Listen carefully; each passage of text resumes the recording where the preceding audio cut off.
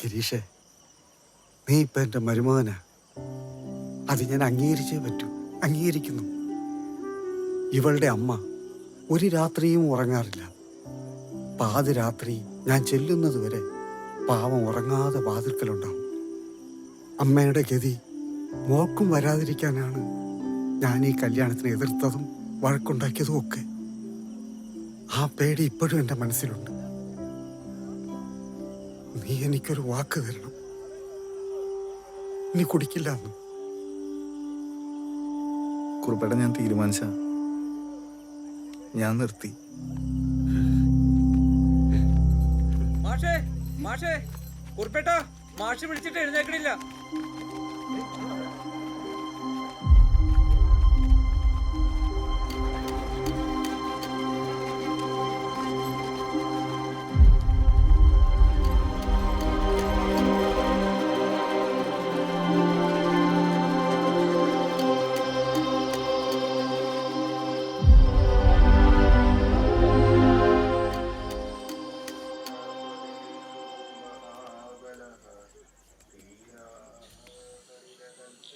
അതെ അതെ.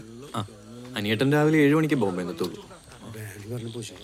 അതെ, ഈ ലിസ്റ്റിൽ കാണുന്ന സകല കാര്യങ്ങളും നാളെ രാവിലെ തന്നെ എത്തിയിരിക്കണം. അപ്പൊ ഈ കർമ്മങ്ങളുടെ കാര്യങ്ങളൊക്കെ എങ്ങനെ? കർമ്മം ചെയ്യുന്നത് നീയല്ലേ?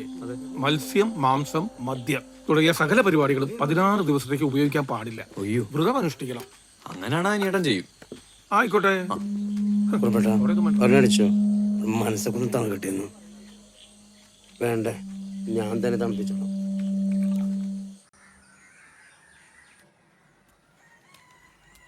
ആ, ഗുഡ് മോർണിംഗ് മോളെ. വാ ഇരിക്കി. എന്താ ചായ ഇട്ട് നോക്കാണോ? രാവിലെ പത്രം വായന കഴിഞ്ഞിട്ട് ചായ ഇടാറുള്ളൂ. മോള് പത്രം വായിക്കാറുണ്ടോ? ഇരിക്കി. വായിക്കാറുണ്ടോ? ഞാൻ അമ്മേ, ഓ, ഗിരീഷേട്ടന് ചായ. ഗിരീഷേട്ടനാ? നീ അങ്ങനെയാണോ അവനെ വിളിക്കാൻ പോണേ? അതെ. എന്തിന്? അയ്യോ, ഞാനിങ്ങോട്ട് വന്നപ്പോ ഗീതാന്റെ ആകെ തന്ന ഉപദേശം ഭർത്താവിനെ ദൈവത്തെ പോലെ കാണണമെന്നാ. അപ്പൊ പിന്നെ ഗിരീഷേട്ടാന്നല്ലേ വിളിക്കാൻ? ഈ ഭഗവാൻ കൃഷ്ണൻ നമ്മളെ ദൈവമല്ലേ? അതെ. എന്ന് വെച്ച് നീ അമ്പലത്തിൽ ചെന്ന് കൃഷ്ണനെ കാണുമ്പോ എന്നെ കൃഷ്ണേട്ടാന്ന് വിളിക്കാറുണ്ടോ? സ്പീഡ് പേടിയുണ്ടോ? ഞാനേക്ക് 35-ലൊക്കെ പോവും. ഇയാളെന്താ ഇങ്ങനെ നോക്കുന്നത്? പുത്തൻ പെണ്ണും ചെറുക്കനും എങ്ങോട്ടാ? വീട്ടിലേക്കാ. ബർത്ത്ഡേ ഇങ്ങ് എത്തിയല്ലോ മോളെ. ആരുടെ? അനുമോളുടെ. ആണോ? വരുന്ന 5-ാം തീയതി. അനുമോള് ജനിച്ച നാളോട് ഇവിടുന്ന കേക്ക് വാങ്ങിടുന്നേ. അതുകൊണ്ട് ബർത്ത്ഡേ ഡേറ്റ് ഒക്കെ വെച്ചിനെ കാണാപ്പാടോ. വിജയേട്ടന്റെ കേക്ക് സൂപ്പറാണ് കേട്ടോ. ഇത്തവണ ബർത്ത്ഡേ നമ്മൾ പൊളിക്കും. എല്ലാ മാസം കുറിപ്പിട്ട പെൻഷൻ കിട്ടി കഴിയുമ്പേ ഇങ്ങോട്ടൊരു വരവാ. പിന്നെ കുറെ ചോക്ലേറ്റും ഒരു ടിൻ ഗുലാബ് ജാമും. ഗുലാബ് ജാമോ? അതാർക്കാ? അതമ്മയ്ക്ക്. ആണോ? എന്നാ ഞങ്ങൾക്ക് ഒരു ഗുലാബ് ജാമുൻ. അത് അച്ഛൻ വാങ്ങിക്കോളൂ. ഇല്ല, നമ്മുടെ വക പറഞ്ഞു ഇരിക്കട്ടെ. കർമ്മമൊക്കെ ചെയ്ത് നാളെ കണ്ടു.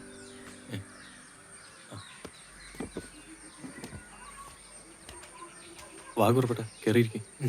വേണ്ട, നിന്റെ അടുത്ത് എനിക്കൊരു കാര്യം പറയാനുണ്ട്. അനുവും ഗിരീഷും എത്തിയോ? ആ, എത്തി. ഉടനെ അങ്ങോട്ട് ചെല്ലണം. മാഷം മരിച്ചോടനെ വന്ന് ഇങ്ങനൊരു കാര്യം പറയാൻ ബുദ്ധിമുട്ട്. അതുകൊണ്ടാണ് 2 ദിവസം വെയിറ്റ് ചെയ്തത്. എന്ത് കാര്യം കുറുപ്പേട്ട? മാഷം മരിച്ചതിൻ്റെ അന്ന് രാവിലെ എൻ്റെ നിന്ന് കുറച്ച് കാശ് വാങ്ങിയായിരുന്നു. ഒരു 18 ലക്ഷം രൂപ. വസ്തു വിറ്റ കാശായിരുന്നു. 18 ലക്ഷം രൂപയോ? എന്തിനു? ബാങ്കിൽ നിന്ന് ജപ്തി നോട്ടീസ് വന്നു. പ്രമാണം തിരിച്ചെടുത്ത് വസ്തു വിറ്റിട്ട് കാശ് തരാമെന്നാ പറഞ്ഞ്. ആണോ? ഞാൻ അച്ഛൻ്റെ അലമാരയിലുണ്ടോ നോക്കട്ടെ. ആ,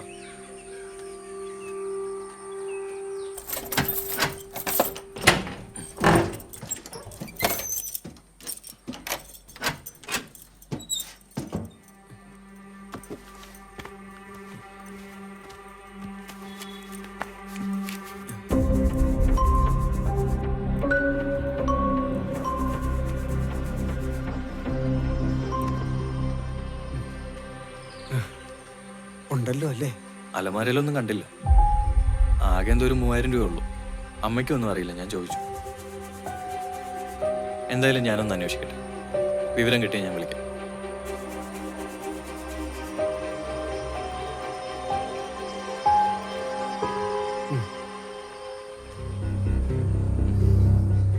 ഇപ്പം ഞങ്ങൾ വന്നത് നിങ്ങളെ രണ്ടുപേരെയും വിരുന്നിന് ക്ഷണിക്കാനാ. അടുത്ത ഞായറാഴ്ച അവിടെ. ഞങ്ങൾ വരാം. ആ, വാ കഴിക്കാം. ഇവിടെ ഇരിക്കും. വേണ്ട ഞാൻ പിന്നെ കഴിച്ചോളാം. നിങ്ങൾ കഴിക്കും. അല്ലയാ നമുക്ക് ആ തുണിക്കട തുറന്നണ്ടേ? ഇപ്പോഴാകുമ്പോൾ അളിയന്റെ കാശുണ്ടല്ലോ. തുടങ്ങാം. അതൊക്കെ വെള്ളം അടിച്ച് എപ്പോഴേ തീർന്നിട്ടുണ്ടാവും. പോരാത്തതിന് ഷാപ്പിൽ കല്യാണ ആഘോഷം. ചുമ്മാ ആവശ്യമില്ലാത്ത പറയാം. അളിയൻ അതൊക്കെ എഫ്ഡി ഇട്ടാക്കുക അല്ലേ അളിയ? കള്ളുകൂടി തുടങ്ങിയ പിന്നെ നാക്കെടുത്ത കള്ളമേ പറയൂ. നശിപ്പിക്കൽ മാത്രം. അച്ഛൻ കഴിക്കുന്നില്ലേ? ഞാൻ പിന്നെ കഴിച്ചോളാം മോളെ. അല്ല എന്റെ ചിക്കൻ കറി ഒന്ന് ടേസ്റ്റ്. അത് നോക്കാം. വിശപ്പായില്ലെന്ന് തോന്നുന്നല്ലേ? നന്നായിട്ടുണ്ട്. ആ അമ്മ. മോളെ കഴിച്ചായിരുന്നോ? ഞങ്ങൾ ഒരുമിച്ച് കഴിച്ചോണ്ടിരിക്കുക. ഓ എന്നാ ശരി, കഴിച്ചിട്ട് വിളിക്ക്. ഓക്കെ അമ്മ. ആ ഫോൺ വെച്ചിട്ടൊന്ന് വരുമോ? എന്റെ റൂം ഒന്ന് ക്ലീൻ ആക്കോ. ഈ മുറി ഇപ്പൊ എന്ത് വൃത്തിയാക്കാനാ? ഇത് ഇതെന്താണ് ഇത്? അവൻ ഗൾഫിൽ നിന്ന് വന്നതിന് ശേഷം കുടിച്ചെടുത്ത കുപ്പിയാണ് ഇതൊക്കെ. എന്നിട്ട് എന്താ എന്നോട് പറഞ്ഞിരുന്നത്? അപ്പൊ അമ്മ കല്യാണം മുടക്കൂലേ? ഒരു പെണ്ണിന്റെ ജീവിതം ഉണ്ടാ. അപ്പൊ എന്റെ ജീവിതവും നിന്റെ ജീവിതത്തിന് എന്താണ് കുഴപ്പം? ഒറ്റ രാത്രി എന്നെ ഇവിടെ കിടത്തി ഉറക്കില്ല. ചേട്ടൻ പിന്നെ ചേട്ടന്റെ റൂമിൽ കിടക്കില്ലല്ലോ. ഒരു ബൈക്കും ഫോണും വാങ്ങിച്ചു തന്നെ എന്റെ പേരില് അടിമയാണ് ഞാൻ. അടിമ അനുഭവിച്ചോ? എല്ലാത്തിനും കൂട്ടുവന്നിട്ടല്ലേ. ഈ മുറി വൃത്തിയാക്കിയിട്ട് കാര്യമുണ്ടെന്ന് എനിക്ക് തോന്നണില്ല. അവൻ വീണ്ടും ഇങ്ങോട്ട് തന്നെ വരും. ഇത്രയും കാലം വളർത്തിയതിനുള്ള ഗിഫ്റ്റ്. വാടാ ഒരെണ്ണം അടിച്ചിട്ട് വാടാ. ഇല്ലടാ ഞാൻ നിർത്തി. ഇനി അടിക്കുന്നില്ല. 8 മണിക്ക് വീട്ടിൽ കയറാന്ന് പറഞ്ഞിട്ടാ അവിടെ നിന്ന് ഇറങ്ങിയത്. പോണം. എന്നാ ശരി.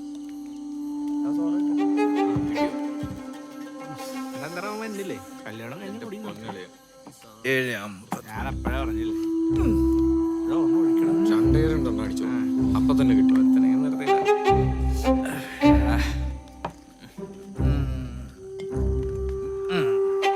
അടിക്കണല്ലേ? എടേ കുപ്പി വേറെ ഉണ്ട്.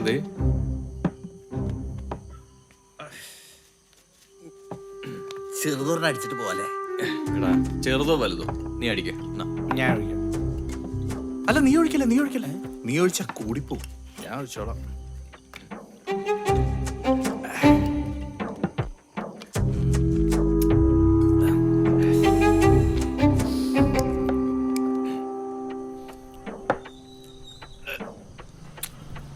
അല്ലെങ്കിൽ ഈ വീട്ടിലിരിക്കുന്ന പെണ്ണുങ്ങൾക്ക് അറിയോ സൗഹൃദത്തിന്റെ വില? അറിയില്ല. ഞാൻ ഇന്ന് വീട്ടിൽ കൊള്ളാം. നീ ഒന്ന് ഒഴിച്ചടാ. എന്നാ ഇവിടെ കൂടാ. ഒരു 4 ഉള്ളിൽ ചെന്നാലേ ഒരു തഴുപ്പൊക്കെ ഉണ്ടാവുള്ളൂ. അപ്പൊ ഹണിമൂൺ തകർക്കും. ഇത്രയും ദിവസം അവിടെ ബന്ധുക്കാരും സ്വന്തക്കാരും എല്ലായിട്ട് ആകെ ബഹളായിരുന്നു. ഇന്നാ ഒന്ന് ഫ്രീ ആയത്. അപ്പൊ ഇന്ന്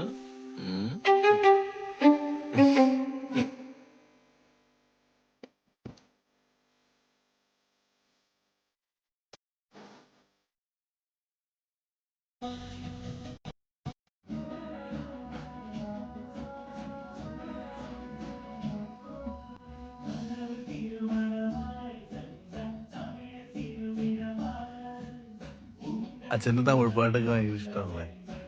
അച്ഛന് എല്ലാ പാട്ടും ഇഷ്ടം.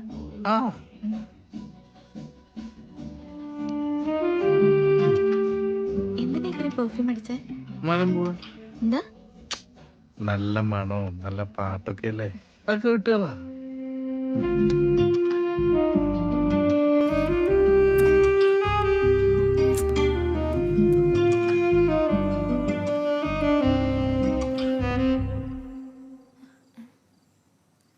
ഗിരീഷേട്ടാ, ഗിരീഷേട്ടാ. എവിടെ നിർത്തി? ഇവിടെ.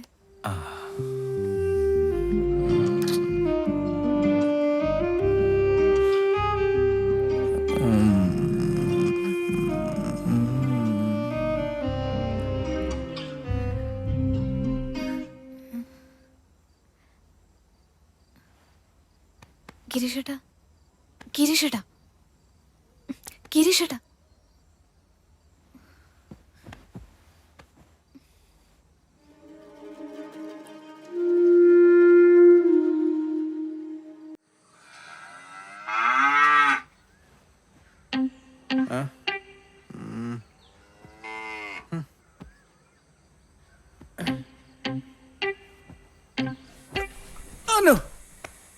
നീ എന്താ താഴെ കിടക്കുന്നത്?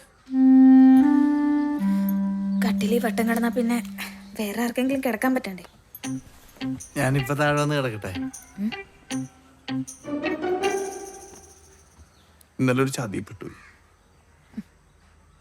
ഞാനും.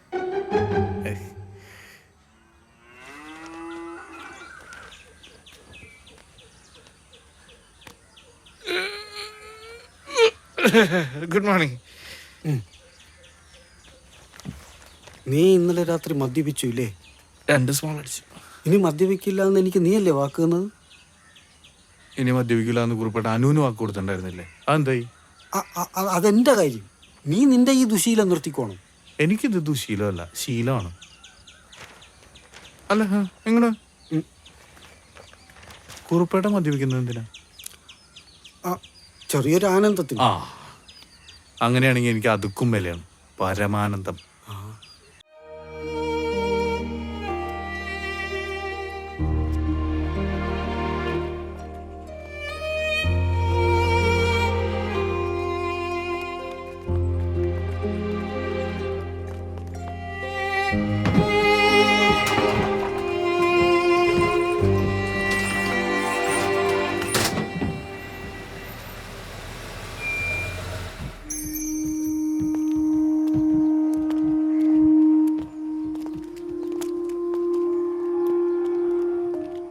ഗിരീഷ്, ഇത് നിങ്ങൾക്കുള്ള കത്താണ്. കത്തോ? ഓ, ആരുടെ? കുറുപ്പേട്ട് നന്നേപ്പിച്ചതാ. മരുമകൻ ഗിരീഷ്.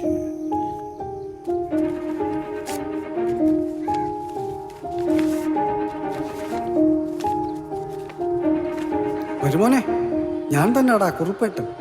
എന്നെ വീട്ടിലേക്ക് കൊണ്ടുപോകാനുള്ള തിരക്കിലായിരിക്കും നിങ്ങളിപ്പോൾ. എന്നാൽ എൻ്റെ ഒരു ആഗ്രഹം പറയാനാണ് ഈ കത്ത്. ഞാൻ വളരെ സന്തോഷത്തോടെ മരിക്കാൻ തീരുമാനിച്ച ആളാണ്. അതുകൊണ്ട് തന്നെ എൻ്റെ ബോഡിയും കൊണ്ട് പോകുമ്പോൾ നല്ല പാട്ടൊക്കെ പാടി അടിച്ചു പൊളിച്ചു കൊണ്ടുപോകണം എന്നാണ് എൻ്റെ ആഗ്രഹം. ഏതൊക്കെ പാട്ട് വേണമെന്ന് ഞാൻ അവരോട് പറഞ്ഞിട്ടുണ്ട്. അവർക്കുള്ള കാശും കൊടുത്തിട്ടുണ്ട്. വേണ്ട സൗകര്യങ്ങൾ ഒരുക്കി കൊടുക്കണം. സസ്നേഹം, കുറിപ്പിൻ്റെ ആത്മാവ്. 2 ദിവസം മുമ്പ് കുറുപ്പേട്ട ഓഫീസിൽ വന്നിരുന്നു. ഇന്നത്തേക്ക് ബാൻഡൊക്കെ ബുക്ക് ചെയ്തു. പോകുന്നതിന് മുമ്പ് അദ്ദേഹം ഈ കത്ത് എന്നെ ഏൽപ്പിച്ചിട്ട് ഇവിടെ വരുമ്പോൾ തരണമെന്ന് പറഞ്ഞിരുന്നു. പക്ഷെ അദ്ദേഹം മരിക്കുന്നോ അദ്ദേഹത്തിന് വേണ്ടിയാണ് ഈ കത്ത് ഞങ്ങളെ ഏൽപ്പിച്ചതെന്നോ ഞങ്ങൾക്ക് അറിഞ്ഞുകൂടായിരുന്നു. പാട്ടൊക്കെ സെറ്റ് അല്ലേ? അതെ. ചാമ്പിക്കോ? ആ, ഒരു പാവം ശുദ്ധാത്മാവാണ് ഞാനിപ്പോൾ. ഒരാൾ മരിച്ചുപോയി എന്ന് വെച്ച് അയാളുടെ ആഗ്രഹങ്ങൾ ഇല്ലാതാവുന്നില്ല.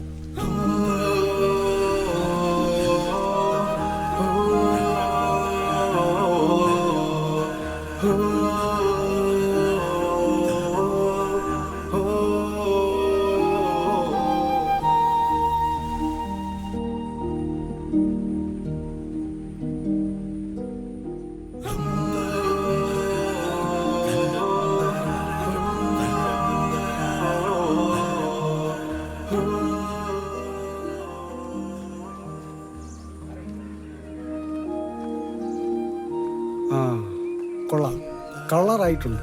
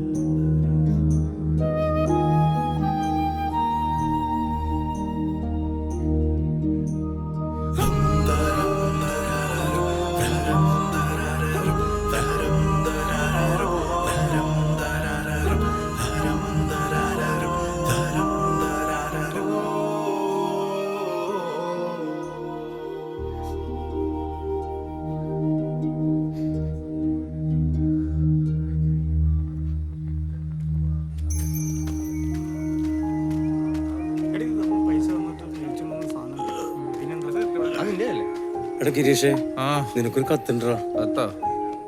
മരണാനന്തര കർമ്മങ്ങൾക്ക് മുൻപ്. എന്നെ കത്താ? കുറുപ്പന്റെ? മരിക്കണതിന് മുമ്പ് വീട്ടിൽ ഏൽപ്പിച്ചിരുന്നോ? ഇന്ന് തരാൻ എഴുതിയേക്കണേ. ഇനിയും കത്തുണ്ടോ? വരുമോനെ, എനിക്കൊരു മോള് മാത്രമേ ഉള്ളൂ, അറിയാലോ. അവളിപ്പോൾ നിന്റെ ഭാര്യയുമാണ്. എൻ്റെ മരണാനന്തര കർമ്മങ്ങൾ നീ ചെയ്യണം എന്നാണ് എൻ്റെ അന്ത്യാഭിലാഷം.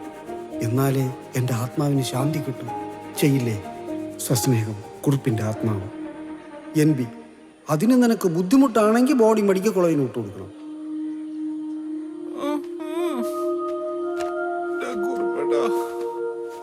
കുറിപ്പേട്ടന് വേണ്ടി ഞാൻ എന്തും ചെയ്യും. നീ പോയി കുളിച്ചെന്നാ. അപ്പൊ അടിച്ചെന്റെ കെട്ട് പോവൂലേ? എന്റെ ഗിരീഷേ, നിങ്ങള് നിങ്ങൾ ചെന്ന് എടാ ഞാൻ കുളിച്ചിട്ട് വരാം. ഒരെണ്ണം ഉണ്ടെങ്കിൽ വച്ചേക്കോ.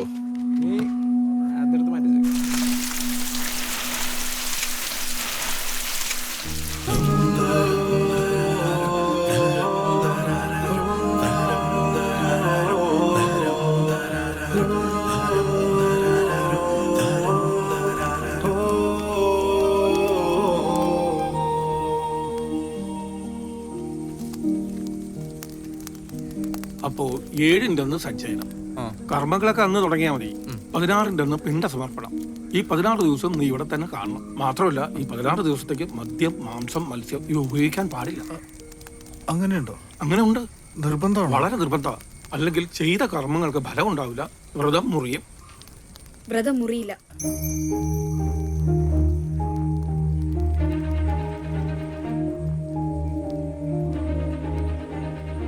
പൂട്ടി.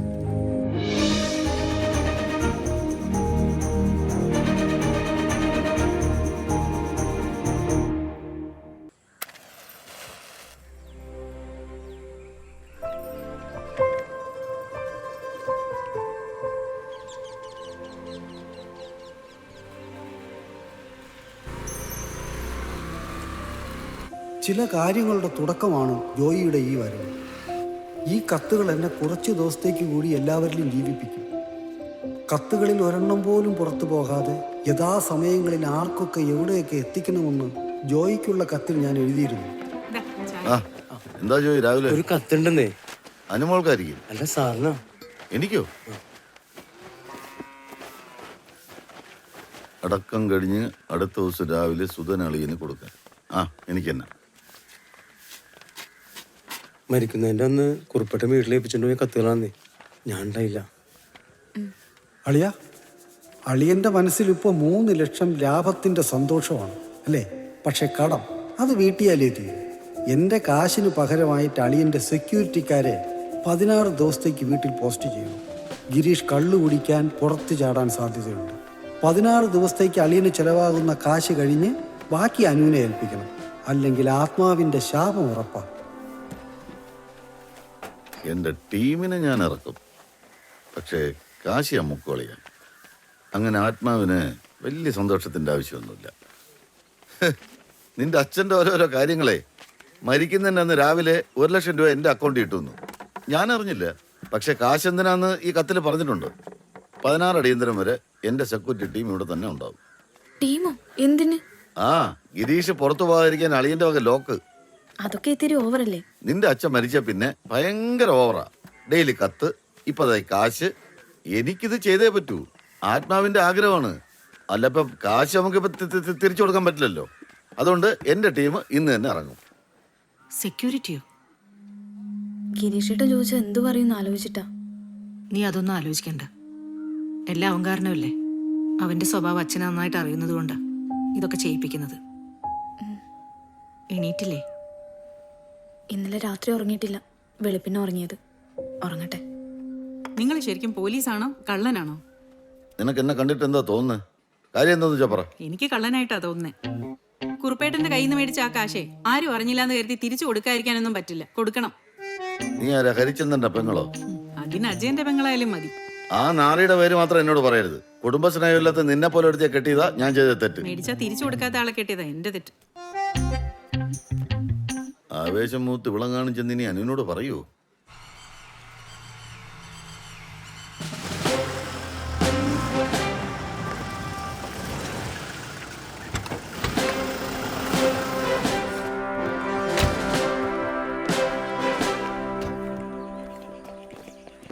നമസ്കാരം സാർ. നമസ്കാരം.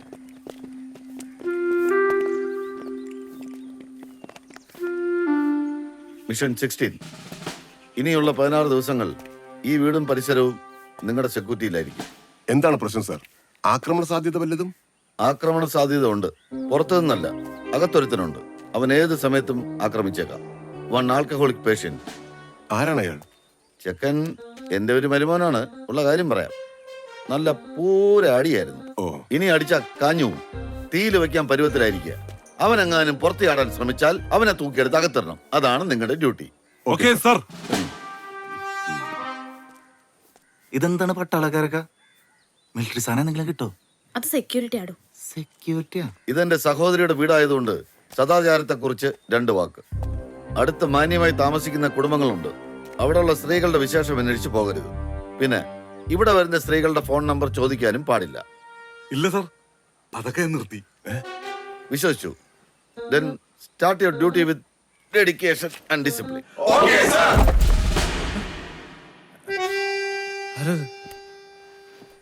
മോളെ, ഇവരുടെ താമസവും ഭക്ഷണവും ഒക്കെ ഒന്ന് ശരിയായി കൊടുക്കണം.